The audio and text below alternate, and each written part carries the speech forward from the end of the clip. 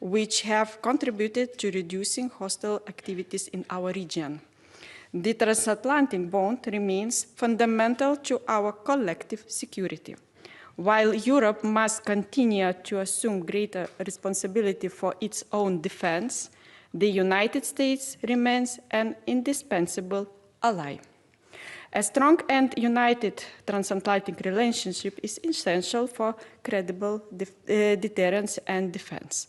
In these challenging geopolitical times, speaking in one voice is more important as ever. Continued support for Ukraine is equally important too. NATO must continue its assistance to help Ukraine defend its sovereignty and territorial integrity. Lithuania has contributed around 1 billion euros in military aid in 2025 and will maintain its strong support. We encourage all allies to contribute fairly, as a just and lasting peace in Ukraine is directly linked to security of Lithuania and of Europe as a whole. Thank you so much again for such a very welcome meeting. And as we speak before, I hope that next meeting will be in Lithuania. Absolutely. I look forward to that. Thank you so much. All right. We now have time for a few questions. Let's start with DPA. Ansgar Hase, German press agency DPA. Secretary General, I would like to ask what you make of the fact that Hungary, a NATO ally, is currently blocking an important loan to Ukraine and also new Russia sanctions against Russia. Have you already spoken to Viktor Orban on this issue? And if not, do you see a possibility for you to mediate in this conflict? And for sure, Prime Minister, I would also like to hear your view on this issue. Thank you. Well, let me start by saying that Hungary has been a valued NATO ally for more than 25 years now. And it makes really important contributions to our shared security. So that's the first remark I want to make. And then, as you know, when there are discussions ongoing between allies, always my role is not to comment, but to try to be helpful wherever I can. And what that is, I cannot tell you till it has been successful. For me, it's a very sensitive question because I came from the place, the country which feels the pressure and threats. So we understand, Lithuanians understand how it's important to invest in Ukraine winning, how it's important to stop the killing people. So I just wanted to say that European Union have to find the way to bring this kind of decision on the going way, to bring these decisions onto reality, and stopping this kind of support is not acceptable for us. Okay, let's come to the Lithuanian public broadcaster in the third row, please. Yeah, thank you, Lithuanian public broadcaster Milda Velikanskite. I would love to speak in Lithuanian, but unfortunately, we'll ask in English. I have two questions. One is for both of you about air defense. It is still an issue in Lithuania. In other also Baltic countries, are there any plans to strengthen this area in the near future? Or maybe you mentioned, Mr. Secretary, air police missions. Maybe there can be changes in that way on some level. And the next question for Mr. Mark Rutte about United States troops and presence in Europe.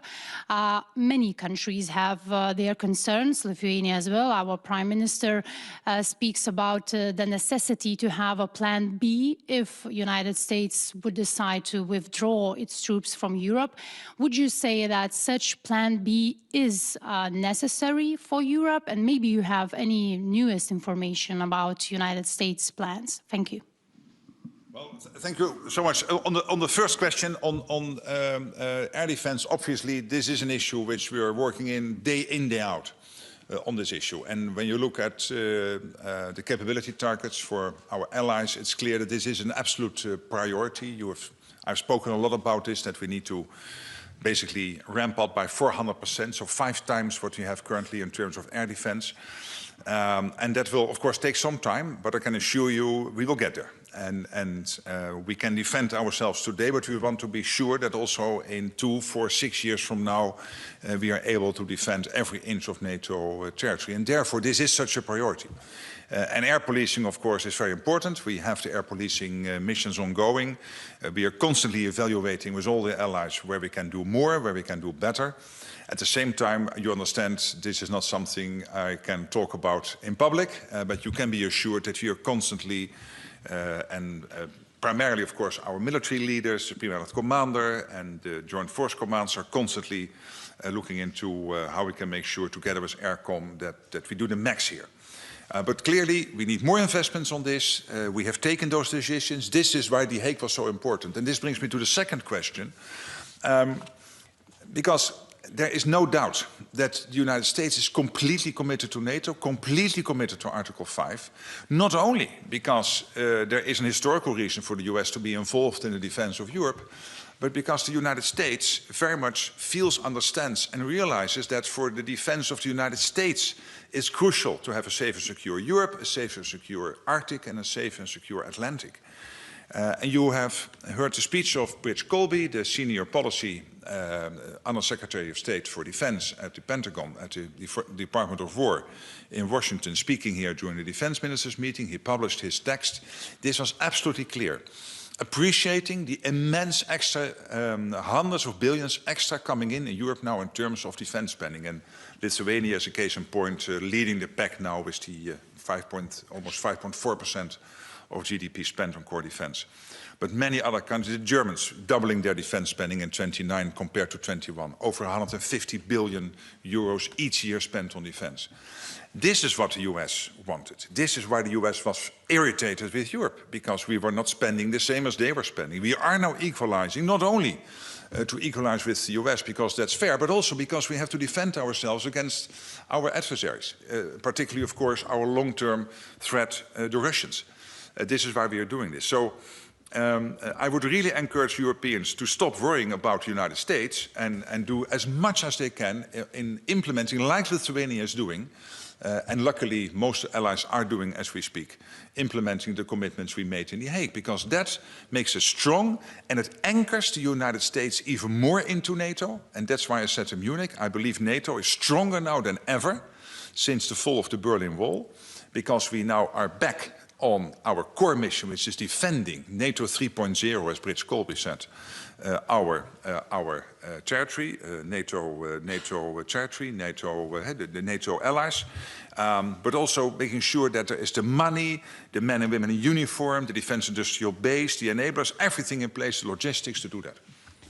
And just to add to the first question, that Lithuania has changed some strategic plans, and we have a high top priority air defense. So that's why now our military is preparing to strengthen air defense as more as it was before. So this year we have we will see the first steps, and we have a several-year plan. So no doubts that air defense, German brigade, and other things. All right, we have time for one last question. Reuters, please. Andrew Gray from Reuters. Secretary General, you mentioned the Arctic. Could you just give us an update on Arctic Sentry in terms of, what elements, what forces, what extra resources have been added since you announced the launch of Arctic Sentry, and what kind of a difference, if any, it's actually making? Perhaps you'd like to respond to criticism that this is, in a sense, a rebadging exercise, to placate President Trump, given his desire to acquire Greenland. And for the Prime Minister, also on Arctic Sentry, do you have any concerns that activities like that divert away or place a strain on resources intended for the Baltic, such as Baltic Sentry? And would you also consider contributing more to Arctic Sentry? Thank you. again, as I said before, this is substantial, Arctic Sentry. And of course, NATO has to defend every inch of NATO territory, 360 degrees. And I think what President Trump did, this wake-up call to the whole of NATO, since Trump 45, but repeating this under Trump 47, since he came back in the US presidency in January last year, and making that case that the Russians and the Chinese are more and more active in the Arctic. This is not only Greenland, this is the whole Arctic. This is why NATO is so important. And by the way, when I say NATO is stronger than ever, it is also because it is more and more a NATO which is European-led. And also when it comes to Arctic Sentry, you see that the Europeans are doing more and more necessary, not only for Baltic Sentry, Eastern Sentry, and the whole of NATO, but also when it comes to Arctic Sentry. A couple of facts. Arctic Sentry is led, as you know, by Joint Force Command Norfolk. It's our newest Joint Force Command, and since December, the area of responsibility of Norfolk now encompasses the North Atlantic, including the Arctic. That means also Denmark, it also means Finland and Sweden. We are taking as NATO a one Arctic approach. This is one of the big benefits of Arctic Sentry, that we now have a one Arctic approach, where allies synchronize activities, enhance and expand regular presence throughout the region, so it is bringing together what we already have and adding on top, based on a gap assessment, what we need to do more.